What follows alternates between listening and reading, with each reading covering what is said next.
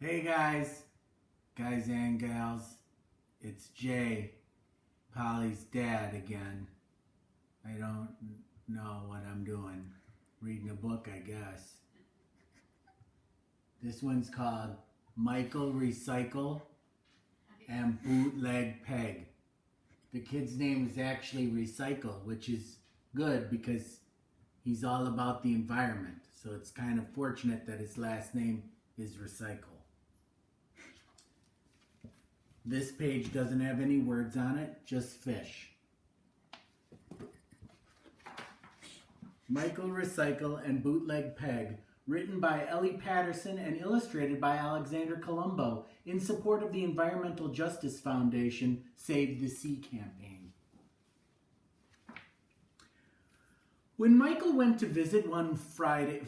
Let me start that one over. When Michael went to visit one fateful Friday night, the famous Neptune's Nibbles, for a tasty fishy bite, he couldn't quite believe his eyes. Alas, the ocean venue had tables bare with no one there, and fish was off the menu.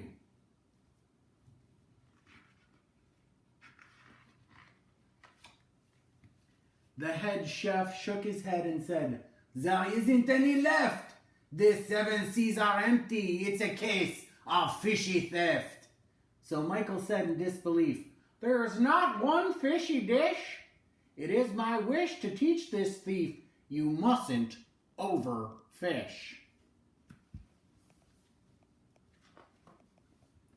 Meanwhile, close to Africa, the fearsome Bootleg Peg gave orders to her gruesome crew and Captain Toothless Greg. A wicked witch upon the waves, she was the ocean's curse.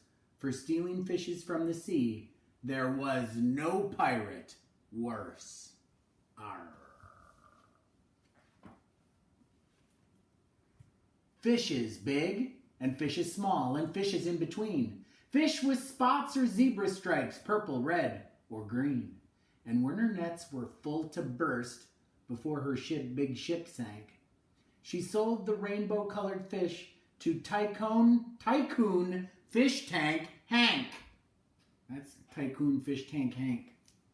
A tycoon is a businessman. But Peggy's nets not only caught the rainbow-colored fishes, they also caught the types of fish in Neptune Nibbles dishes.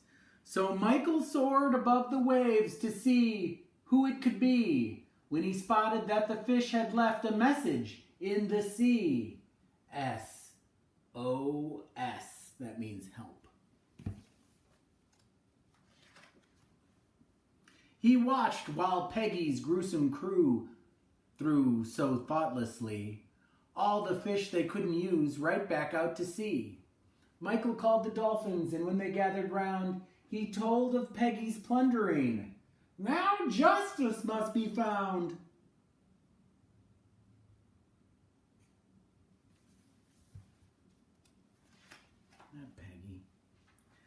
I need your help, my fine finned friends, in finding Big Old Blue, the wisest whale in all the world. He'll know just what to do. Now Big Old Blue was peaceful, but when he heard of the crime, he flipped his tail and shouted, "Let's go! There's not much time." That's what dolphins sound like. That Bootleg Peg, she must be stopped. It's time for us to act. So dolphins at the ready, and Michael on my back. So Michael rode the 7 seas atop of Big Old Blue, and when he came to Peggy's ship, Big Blue knew what to do.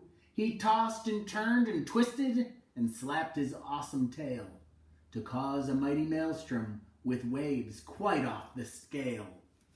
A maelstrom is a storm. "Bootleg Peg!" cried Michael. "This is your red alert. Stop your overfishing or be a shark's dessert." But still the ship kept sailing despite the frightened crew. So in one go, Big Blue swallowed it, and Greg and Peggy too.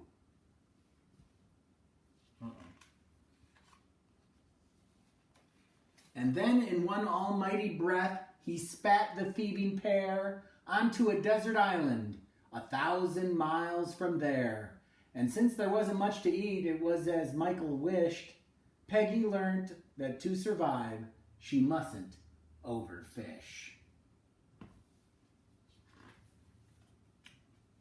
Now back at Neptune's Nibbles, the menu's all brand new, with fishy treats for Michael, and some for old friends too.